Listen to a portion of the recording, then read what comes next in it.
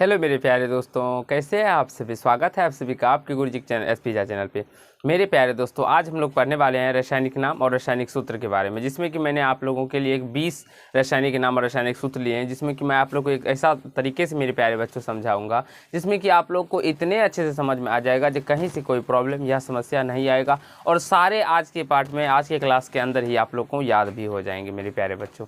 चलिए हम लोग शुरू करते हैं। आशा है मेरे प्यारे बच्चों, ये मेरा पार्ट 11 है मेरे प्यारे दोस्तों। मैंने आप लोगों के लिए पार्ट 10 तक था जो वो कंप्लीट कर दिया। अगर नहीं देखे हैं तो वीडियो के डिस्क्रिप्शन में सारे पार्ट्स के लिंक दिए गए हैं, उसको देख लीजिए, जिससे कि मैंने आप लोगों को अम्ल और क्षार लवण के बारे में जो बताया है मेरे प्यारे बच्चों, वो आप लोग को इतने अच्छे से समझ में आ जाए। अगर अम्ल क्षार लवण से एक भी प्रश्न आपके एग्जाम में आए तो वो आप उस सारे प्रश्नों को बना ले और अपना जो आप लोग को नंबर दे उसमें वो सारे नंबर भी आप लोग अपने से प्राप्त कर सकते हैं।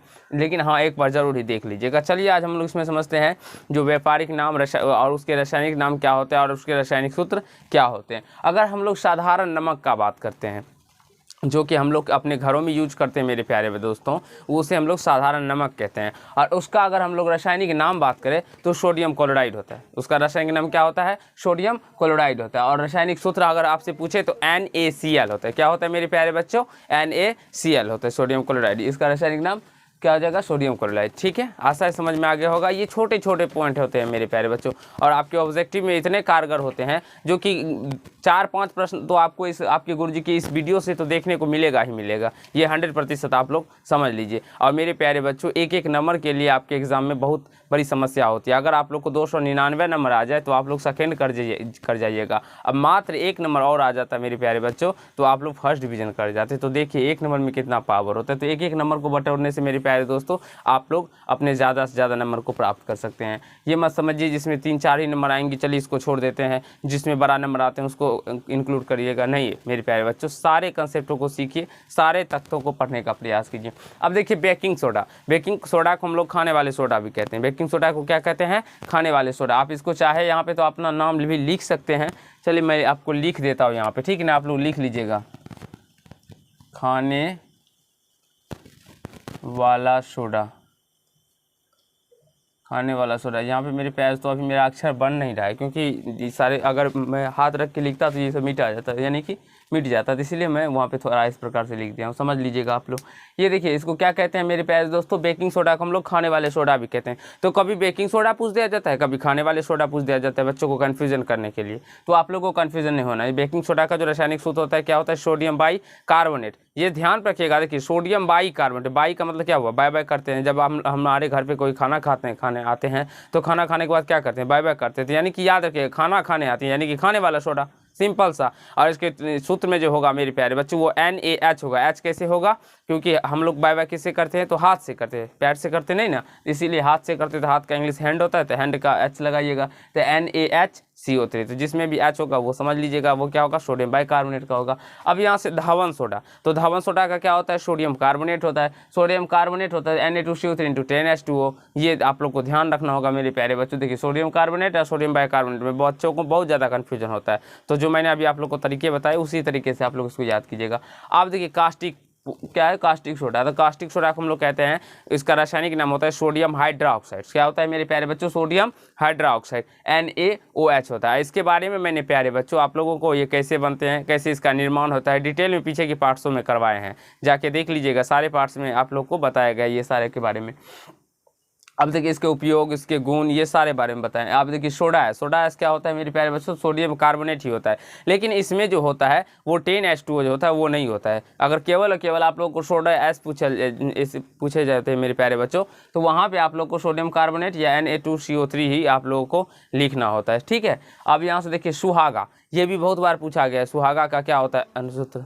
क्या होता है सुहागा का? क्या होता है अनुसूत्र? तो सॉरी, रासायनिक नाम पहले समझ लीजिए। इसका रासायनिक नाम होता है बोरेक्स। और अगर आप लोगों से इसका रासायनिक सूत्र पूछे थे Na2B4O7 × 10H2O होता है। क्या होता है मेरे प्यारे बच्चों? Na2B4 O7 इंटू 10H2O, ये ध्यान रखिएगा। अब हम लोग समझते हैं फिटकरी, और ये भी बहुत बार पूछा गया जो फिटकरी का रासायनिक नाम क्या होता है, या आप लोग से इस प्रकार दे दिया जाता है पोटेशियम एल्यूमिनियम सल्फेट का रासायनिक सूत्र लिखे, तो वहाँ पे आप लोग को इस सारे कंसेप्ट को सीखना होता है मेरे प्यारे बच्चों। क्या होता है इसका, K2SO4 इंटू Al2SO4 का होल 2 इंटू 24H2O। इसी प्रकार आप लोग भी याद कीजिएगा K2SO4 इंटू Al2SO4 का होल 2 इंटू 24H2O। और इस प्रकार आप लोग याद करते हैं तो आपके सारे कंसेप्ट क्लियर हो जाएंगे और कहीं से कोई प्रॉब्लम या समस्या नहीं आएगा। अब देखिए लाल दवा, ये भी बहुत बार पूछा गया है। बहुत सारे बच्चे बोलते हैं ये सारा सर बकवास है, ये है वो है। नहीं मेरे प्यारे बच्चों, अगर आप लोग को सारे नंबर बटोरने होते हैं तो ये सारे कंसेप्टों को सीखना होता है। अब लाल दवा का क्या होता है, पोटेशियम परमैंगनेट होता है, जो कि अगर आप लोग रासायनिक सूत्र का बात करें तो KMNO4 होता है, KMNO4 होता है। कास्टिक पोटास, पोटेशियम हाइड्रोक्साइड, इसका रासायनिक नाम पोटेशियम हाइड्रोक्साइड हो जाएगा, और इसका क्या हो जाएगा, KOH हो जाएगा। विरंजक चूर्ण का क्या हो जाएगा, ब्लीचिंग पाउडर, क्या हो जाएगा, ब्लीचिंग पाउडर। और इसका अगर हम लोग रासायनिक सूत्र का बात करें तो CaOCl ऐसे भी लिख सकते हैं, या CaOCl2 ऐसे भी आप लोग इसको लिख सकते हैं, CaOCl2 ऐसे भी आप लोग इसको पढ़ सकते हैं या लिख सकते हैं मेरे प्यारे। तो दोनों में से किसी एक को आप लोग अगर एग्जाम में देखने को मिले तो आप लोग वहाँ पे इसको सही कीजिएगा। अब हम लोग समझते हैं मेरे प्यारे दोस्तों 11 नंबर में चूने का पानी या क्या है, बूझा हुआ चूना, चूने का पानी या बूझा हुआ चूना। तो इसका रासायनिक नाम जो होगा वो कैल्शियम हाइड्रोक्साइड होगा, और इसके रासायनिक सूत्र जो होंगे मेरे पास तो CaOH का होल 2 हो जाएगा। क्या हो जाएगा, CaOH का होल 2 हो जाएगा। और यहाँ से समझिए आप 12 नंबर में जिप्सम, जिप्सम का क्या हो जाएगा रासायनिक नाम, तो जिप्सम का रासायनिक नाम होता है calcium sulphate dihydrate, calcium sulphate dihydrate. और इसका जो रासायनिक सूत्र होता है CaSO4 into 2H2O, CaSO4 into 2H2O। इसी प्रकार से आप लोग को याद करना होता है मेरे प्यारे दोस्तों, और जब तक आप लोग याद नहीं कीजिएगा तब तक आपका सारे कंसेप्ट क्लियर नहीं होंगे। प्लास्टर ऑफ पेरिस का क्या होता है मेरे प्यारे बच्चों, तो calcium sulphate hemihydrate, calcium sulphate hemihydrate या अर्धहाइड्रेट भी आप लोग को देखने को मिल सकता है हेमी की जगह पे। तो वहाँ पे के लिए क्या होगा इसका रासायनिक सूत्र CaSO4 इंटू 1/2H2O। या मेरे प्यारे बच्चों इसका रासायनिक सूत्र इस प्रकार से भी हो सकता है CaSO4 का होल 2 इंटू H2O, ऐसे भी इसका रासायनिक सूत्र हो सकता है। तो जिस प्रकार से अगर आप लोग को दोनों में से कोई भी एग्जाम में देखने को मिले, प्लास्टर ऑफ पेरिस, जिप्सम बहुत बार पूछा जाता है मेरे प्यारे दोस्तों, तो सारे को याद कर लेना है मेरे प्यारे बच्चों, ठीक है। देखिए चौक और संगमरमर या चूना पत्थर है या खड़िया भी रहता है मेरे प्यारे बच्चों, तो उसका अगर रासायनिक नाम पूछे तो क्या हो जाएगा, कैल्शियम कार्बोनेट हो जाएगा, कैल्शियम कार्बोनेट हो जाएगा। और रासायनिक सूत्र पूछे तो CaCO3 हो जाएगा। अब कली चूना या बिना बुझा हुआ चूना, तो मेरे प्यारे दोस्तों देखिए एक बुझा हुआ चूना होता है, एक बिना बुझा हुआ चूना। तो बुझा हुआ चूना यानी कि अगर बुझाने के लिए हमें चाहिए आग को, तो हम किसका प्रयोग करेंगे, जल का प्रयोग करेंगे। और जल का अनुसूत्र क्या होता है, H2O। तो बस सिंपल सा याद रखना होगा, जो बुझा हुआ चूना में मेरे प्यारे दोस्तों, बुझा हुआ चूना है, बस समझ लीजिएगा बुझा हुआ चूना यानी कि जल, क्योंकि जल से ही न बुझता है कोई भी चीज़। तो बुझा हुआ चूना में जल का अनुसूत्र आएगा, यानी कि आप लोग कह सकते हैं CaOH का होल 2, देख सकते हैं यहाँ पे OH और यहाँ पे होल 2 आ गया है ना, OH का होल 2, यानी कि वो जल आया। लेकिन अगर हम बात करें बिना बुझा हुआ चूना में, इसमें जल नहीं आएगा, तो यानी कि कैल्शियम ऑक्साइड हो जाएगा इसका रासायनिक नाम, और इसके सूत्र हो जाएंगे CaO, यानी कि आप लोग देख सकते हैं कैल्शियम ऑक्साइड CaO, ये हो जाएंगे किसके, कली चूना पूछे ये भी हो जाएगा, बिना बुझा हुआ चूना पूछे तो भी हो जाएगा। समझ में आ गया होगा आप लोग को, आशा है मेरे प्यारे बच्चों। अब देखिए लाफिंग गैस, ये बहुत बार पूछा जाता है। अगर आप लोग के अगल बगल में मेरे प्यारे तो लाफिंग गैस छोड़ दिया जाए तो आप लोग इतने हंसेंगे जो कि आप लोग कह नहीं सकते हैं। तो इसका जो रासायनिक नाम होता है वो नाइट्रस ऑक्साइड होता है। क्या होता है,